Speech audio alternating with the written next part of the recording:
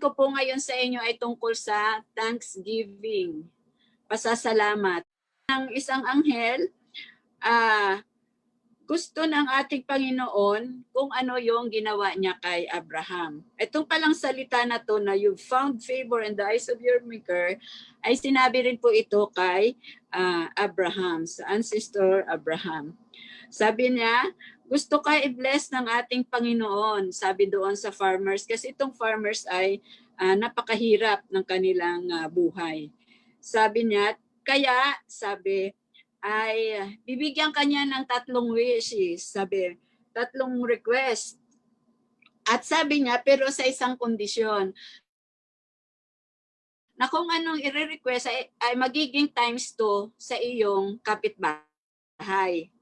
Ng kanyang napakaganda ng kanyang kung anong i-wish mo ay magiging doble ang portion ng mas doble ang ibibigay ng ating Panginoon sa kanyang kapitbahay. Sabi, nagulat itong farmers na ito, pero sa pagkagulat niya, parang nagtaka siya o na-surprise siya sitwasyon at ginis kanyang pagkakatulog at kwento niya ang tungkol sa kung ano yung sinabi ng anghel. Sabi ng kanyang asawa, sige nga, subukan natin. So, sila po ay nanalangin. Sabi sa panalangin, "Oh blessed God, if you could have just heard of the 1,000 cattle that would enable us to break out our poverty in which live for generation, that would be wonderful." Sabi sa kanilang panalangin, sabi, kung bibigyan nyo kami ng 1,000 baka, yan po ay magiging mabuti dahil yun po ang makakatulong para sa aming kahirapan. So, sabi dito, no sooner, walang ano't anuman, ay nakarinig po sila ng mga sounds ng mga animal, ang ingay ng mga animals sa kanilang labas ng kanilang bahay. Sabi, lo and behold, all around the house were 1,000 magnificent cattle. Kaagad-agad, ibinigay ng Panginoon. The next 2 days, sabi dito, at itong farmers na ito ay siyempre masayang-masaya siya na halos hindi na nga niya magkanda-ugaga sa kanyang oras between praising and sabi dito, divided his time between praising God for His great generosity or making practical provision for his newly found affluence. Hindi niya na malaman kung paano niya hati-hatiin yung kanyang oras ng mga natamo niyang pagpapala mula sa Panginoon. At minsan, sa kanya pong pagmumuli-muli doon sa ibabaw ng burol, kasi sabi niya, ay magtatayo daw po siya ng isang bagong barn dahil para sa kanyang mga baka. At doon po, first time niyang nakita na ang kapitbahay niya po pala ay napakarami ring baka. Kasi kung napansin natin, ang kondisyon ng anghel, na kung ano ang hihilingin niya, *2 ang portion na ibibigay sa kanyang kapitbahay. At ito po, ay nagkaroon po siya ng parang nagkaroon siya ng inggit, nagkaroon siya ng galit sa kanyang puso kasi nagselos po siya na wala lahat yung kanyang kasiyahan dahil mas marami ang napunta sa kanyang, mas marami ang ibinigay ng Panginoon sa kanyang kapitbahay at hindi niya napansin doon yung sa mga kondisyonis ng anghel na kung anong ibibigay sa kanya, kung anong hihilingin niya, *2 ang portion na mapupunta sa kanyang neighbors. At sa kanyang pag-uwi, kung hindi na siya maintindihan, hindi na maganda ang mood niya, hindi na siya naghapunan at humiga na lang siya sa kanyang kama, o natulog na lang siya na may mabigat ang kanyang kalooban na halos hindi na po siya makatulog. Kasi habang pinipikit niya yung kanyang mata ay lalo niyang nakikita yung napakaraming baka ng kanyang kapitbahay. 2,000 head of cattle. 2,000 kasi ang siningi nila 1,000, ang binigay sa kapitbahay ay 2,000. Sa kanyang pagkatulog ulit, naalala niya kung ano yung sinabi ng anghel. Kaya nag-isip siya ng mabuti kung ano yung pangalawang wishes niya. Kasi may dalawa pa siya eh. At naalala niya na gusto niya pala na magkaroon siya ng anak. Sabi niya, gusto niya raw ng anak para mayroong magmana ng kanyang mga kabuhayan. Kasi sabi niya, na-realize niya na kailangan niya ng yung bukod sa material security, ay gusto niya talaga lagi yung may anak o tagapagmana ng kanyang pangalan. Nung araw kasi, 'di ba, yung kahit na ngayon kailangan may anak ng lalaki para may magmana, may magdala ng apelyido mo. Parang ganun yung nasa isip niya na may magmana sa kanyang pangalan. At nanalangin po ulit siya ng pangalawa. Sa pangalawang pagkakataon, ang hiningi niya po ay isang anak. So sabi niya, gracious God, ito yung panalangin niya. Gracious God, if it please thee, give me a child that I may have descendant. Yun ang panalangin niya. At hindi nagtagal, ibinigay ng Panginoon ang kanyang panalangin. At sabi ng kanyang asawa, ako'y nagdadalang tao, sabi niya, I have a news that she was bearing in her body a life, not her own. Parang bukod sa buhay niya, may isa pa siyang dinadalang buhay. Sa kanyang, at siya po ay nagkaroon ng magandang kasiyahan. At naging busy po siya para sa mga pangangailangan niya. Looking forward siya sa biyaya na ipinagkaloob sa kanya na maging isa siyang magulang. At sa pagkapanganak ng asawa niya ay ang sabi dito, he was absolutely overjoyed. Talagang napakasaya niya. At the next day is Sabbath. At siya ay pumunta sa isang sinagog at sa time ng prayer, siya po ay talagang ipinanalangin niya, ipinagpasalamat niya na nagkaroon siya ng isang good fortune at nagkaroon pa siya ng isang anak, sabi dito. Pero hindi pa po nagtatagal, tumayo ulit yung kanyang neighbors, yung kanyang kapitbahay, sabi niya, God has indeed been gracious to our little community. Talagang ang Panginoon ay talagang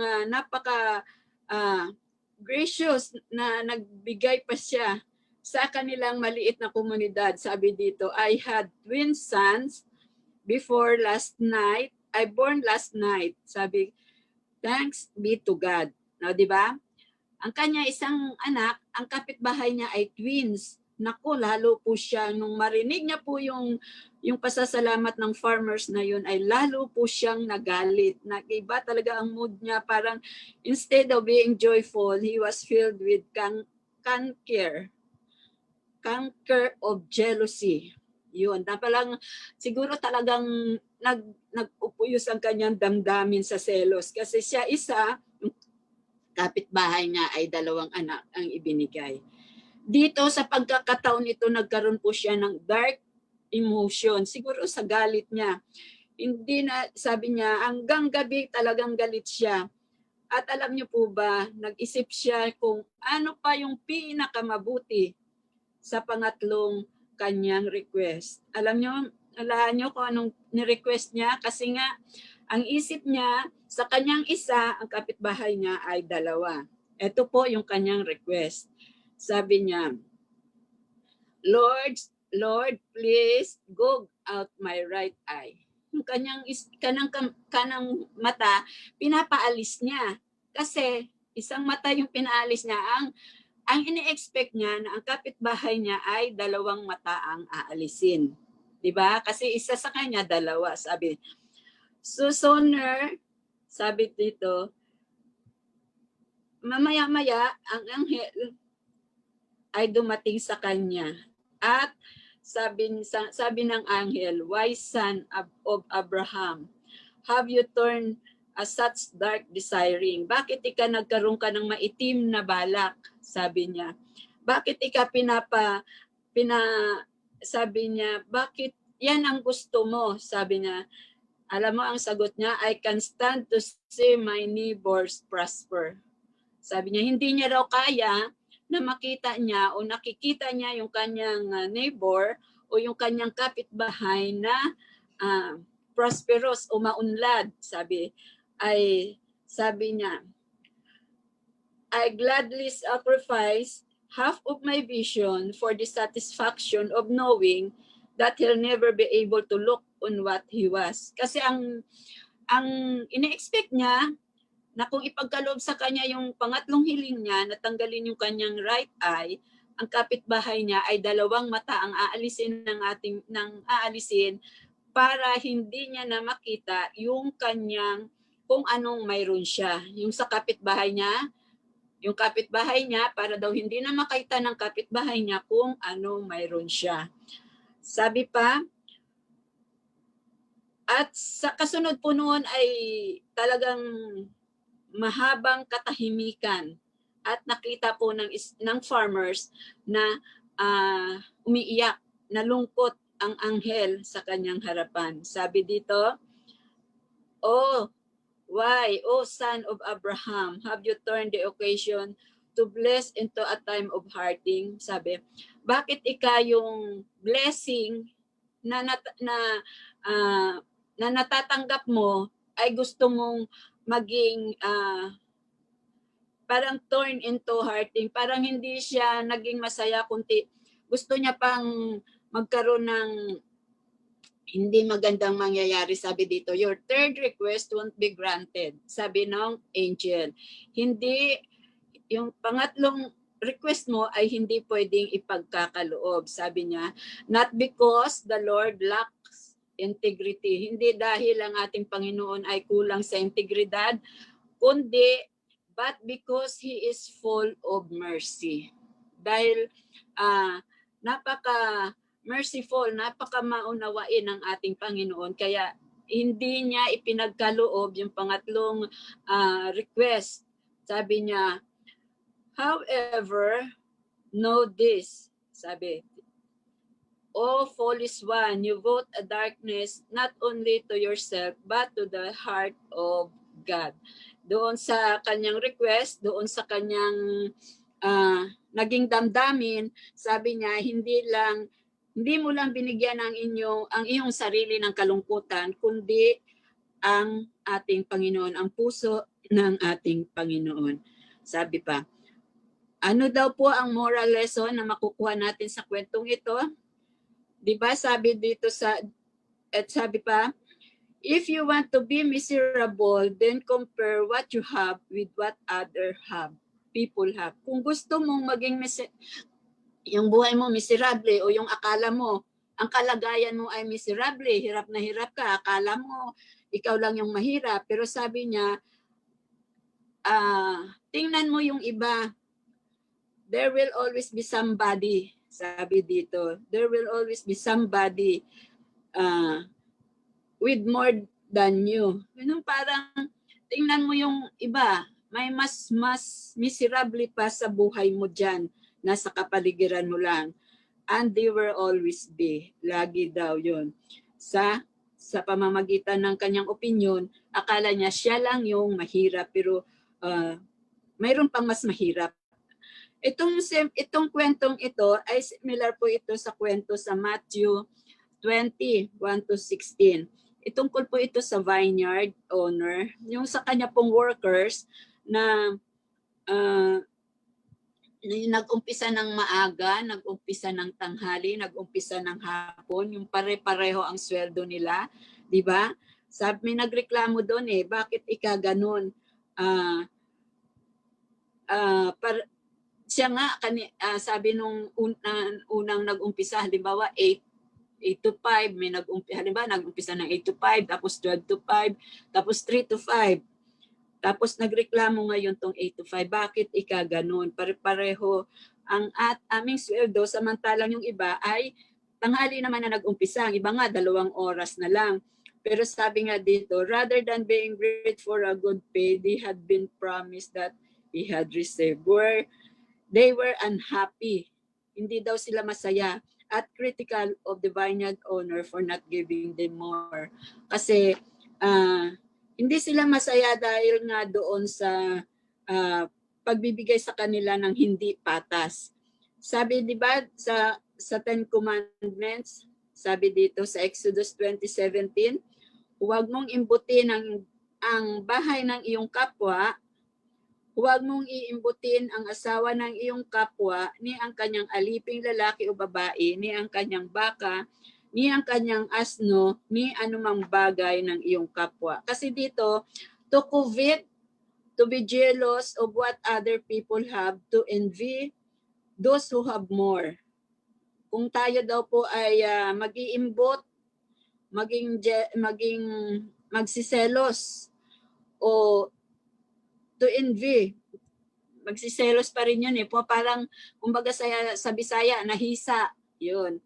Hindi ka naging masaya sa iyo, kundi tinitingnan mo yung kapwa mo, ay ito daw po ay negative emotions. Sabi dito, at ito po daw ay maaalis yung negative emotion na to, maaalis yung ating nararamdamang kasiyahan sa atin na saan ba pagpuri sa ating Panginoon. Hindi tayo makakapagpuri kung ang ating dibdib o ang ating damdamin ay may selos, may hisa, basta ganun mga kapatid. Kaya kailangan alisin natin yung mga damdamin na ganyan. Hindi tayo makakapagpuri sa ating Panginoon kung may damdamin tayong hindi maganda. If you compare yourself to those who have less, you become proud. Sabi daw dito, kung ikumpara daw po natin ang ating sarili doon sa mas mababa, you may become proud. If you compare yourself to those who have more, you will probably become kailangan wag mo rin ikumpara ang iyong sarili doon sa mas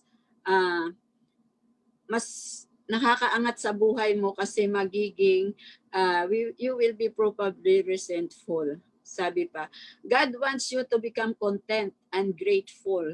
Ang ating Panginoon gusto niya maging kontento lang tayo at maging grateful regardless of what we have. Kung anong mayroon tayo, pagyamanin po natin 'yon. At sabi dahil sabi pa rito sa Ephesians 4:11 and 12, sabi dito, hindi sa sinasabi ko ang tungkol sa kailangan, sapagkat aking natutunan ang masiyahan sa anumang kalagayang aking kinaroroonan. 'Yun. Dapat daw po ay maging matutunan daw po natin ang masiyahan sa anumang kalagayan na ating, kung ano tayo ngayon, magiging matutunan daw po natin masiyahan. Sabi pa sa 12, marunong akong magpakababa at marunong naman akong magpakasagana. Sa bawat bagay at sa lahat ng bagay ay natutunan ko ang lihim, maging ang kabusugan. Ang lihim maging sa kabusugan at maging sa kagutuman at maging sa kasaganaan at maging sa kasalatan. Ayon po ito sa Filipos 4:11 and 12. Kaya sabi dito ay maging kontento tayo kung ano, regardless of what. God wants you to be content. God wants us to be content and grateful regardless of what we have. Kaya sabi dito ay maging kontento daw po tayo. Siguro mas maganda po itong umpisahan natin ang taon natin sa ganitong attitude or sa ganitong pamumuhay na maging kung ano mang mayroon tayo ay maging kontento tayo, maging mapagpasalamat tayo sa anumang mayroon tayo. At kung mayroon tayo, kung pwede po tayong makatulong sa ating kapwa, alam naman natin, ating kapitbahay, ang sinasabi nga dito, neighbors, alam natin kung sino ang ating kapwa, sino ang ating neighbors, na talagang nangangailangan. Kasi pagdating ng panahon, ay not knowingly, sila pala ay makakatulong din sa atin pagdating ng panahon. Tumulong tayo na hindi tayo nag-aantay ng may ipapalit sa atin, na may kapalit ang pagtulong natin. Maging masaya tayo sa pagtulong sa atin kapwa. Yun po ang gusto ng ating Panginoon sa atin. Kaya wag po tayong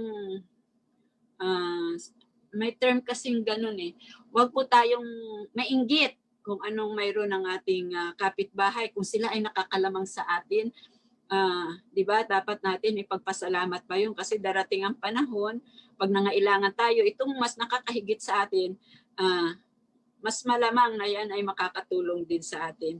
Kaya pasalamatan natin. Wag po nating wag po nating panatilihin yung negative emotion sa ating mga puso, kasi mahirap po yun sabi nga sa ating kwento, hindi siya makatulog dahil may galit siya, dahil nainggit siya na mas malamang yung binigay sa kanya ng Panginoon. Yung wag po sana tayo maging ganun, mga kapatid. Okay lang siguro na ang yaman niya, sige, ang dami niyang siguro pwede rin natin ipanalangin sa Panginoon na pwede rin tayong magkamit ng ganun, na sa pagsisikap natin, pagsikapan natin na umangat yung ating buhay sa pamamagitan ng marangal, sa pamamagitan ng tulong ng Panginoon. Alam naman natin na walang imposible sa Panginoon. Naalala ko minsan, sabi ni Kuya Charlie, kayo ba pinagpipray nyo na maging mayaman? Yun.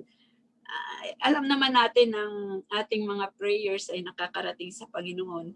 Subukan natin para hindi naman sa yumaman tayo para kalimutan ng Panginoon. Siguro pa yumaman para mas madali ang pagtulong sa ating kapwa. Sabi ko nga bakit kasi wala akong pera? Sana pag nakikita ko sa TV yung ganyan, makakatulong agad ako. Yung mga ganong mga mga ganong senaryo, magagawa po natin yun pag marami tayong pera. Kaya siguro, more prayers ang ating kailangan. 2021. Bagamat ang year 2020 ay talagang napakahirap sa atin, pero napakabuti naman ng Panginoon sa atin. Dahil hindi niya tayo ng anumang sakit. Patuloy tayong pumupuri sa Kanya. Bagamat maraming nawala ng trabaho, maraming talagang nagsakripisyo itong pandemya ito. Pero nandyan po siya na laging dumidinig ng ating panalangin. Kaya ang panalangin ko sa gabing ito, nawa itong year 2021 ay maging prosperous po tayo lahat. Maging malusog tayo lahat at maging more on pagmamahal sa ating kapwa. Kasi yun ang gusto ng ating Panginoon maging grateful tayo ayon sa ating binasang kwento ay maging grateful tayo sa ating neighbors. Ngayon po ang dalangin ko sa gabing ito naway anumang story na narinig natin ay maging inspirasyon po ito sa atin sa ating pamumuhay. Ito po ang aking samot dalangin, alang-alang na lahat sa matamis na pangalan ni Jesus. Amen. Tayo po yung manalangin. Mapagpala po naming Ama na nasa mga langit, na makapangyarihan po kayo sa lahat, na siyang naglalang ng langit at ng lupa. Panginoon, maraming salamat po sa aming mga buhay at kalakasan at taglay po namin sa mga oras na ito. Maraming salamat din, Lord, sa lahat ng mga biyaya, mga pagpapala sa buhay at kalakasan. Maraming salamat. Ganon din po sa ibinigay niyo po sa aming mga aral nung itong 2020 nagdaang na taon. Maraming salamat po sa mga aral, sa mga pagbibigay niyo sa amin ng proteksyon. Maraming salamat.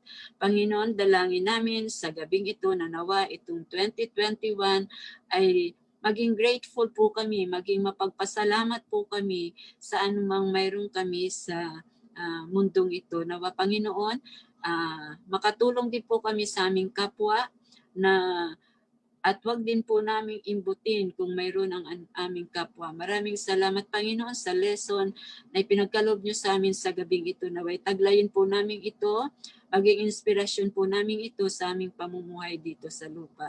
Patuloy din po namin ko rin amang idinadalangin ang bawat sambahayan ng Salinas Church. Lalong-lalo na po Panginoon yung mga nasa banig ng karamdaman. Si Tintin Calibo, ang papa po ni Sister Margie at ang dalawang kapatid ni Sister Faye. Nawa Panginoon, alalahanin din ang inyong anak, ang mga anak niyong ito na nasa banig ng karamdaman. Hipuin niyo nawa sila, O Lord, anuman ang kanilang nang sa gayon magkaroon po sila ng kaginhawaan sa anuman ang kanilang nararamdaman. Lord, muli, maraming salamat sa pagkakataong ito na kami ay muling nagkasama upang kayo po ay aming sambahin sa Espiritu at katotohanan. Patawarin kami, Panginoon, saan man po kami nagkulang at nagkasala, alang-alang na po lahat sa matamis na pangalan ni Jesus. Amen.